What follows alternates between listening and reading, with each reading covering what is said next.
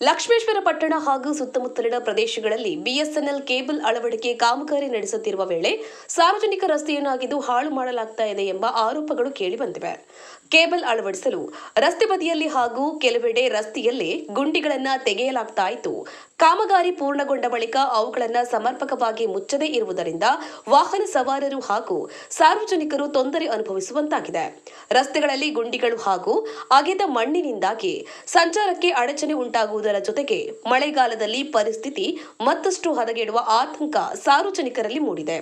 ಸಂಬಂಧಿಸಿದ ಗುತ್ತಿಗೆದಾರರು ಕಾಮಗಾರಿ ಸಂದರ್ಭದಲ್ಲಿ ಸಾರ್ವಜನಿಕರಿಗೆ ತೊಂದರೆಯಾಗದಂತೆ ಮುನ್ನೆಚ್ಚರಿಕೆ ವಹಿಸಬೇಕು ಹಾಗೂ ಅಗೆದ ರಸ್ತೆಯನ್ನ ಮೊದಲಿನ ಸ್ಥಿತಿಗೆ ತರಬೇಕು ಎಂದು ಸಾರ್ವಜನಿಕರು ಒತ್ತಾಯಿಸಿದ್ದಾರೆ. ಆದರೆ ಈ ಮಧ್ಯೆ ಪಿಡಬ್ಲ್ಯೂಡಿ ಅಧಿಕಾರಿ ಶಿವಪ್ರಸಾದ್ ಅವರ ಮಾತಿಗೆ ಬೆಲೆ ಇಲ್ಲದಂತೆ ಆಗಿದೆ. ಪರ್ಮಿಷನ್ ಇಲ್ಲದೆ ಕಾಮಗಾರಿ ನಡೆದಿದೆ ಎಂದು ತಿಳಿದು ಬಂದಿದೆ.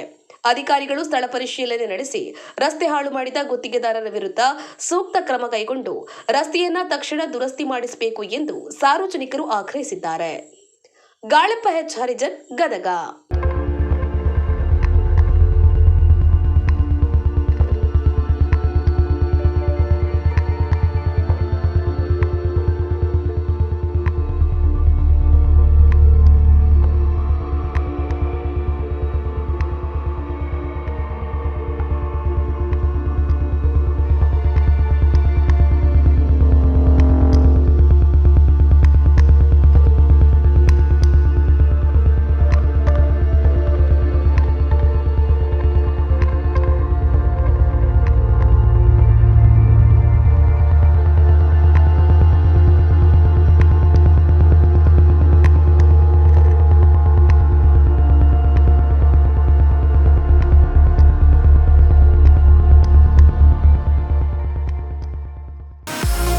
ಇನ್ನಷ್ಟು ಸುದ್ದಿಗಳಿಗಾಗಿ ಈ ಕೂಡಲೇ ಸಬ್ಸ್ಕ್ರೈಬ್ ಮಾಡಿ ಅಂಕುಶ.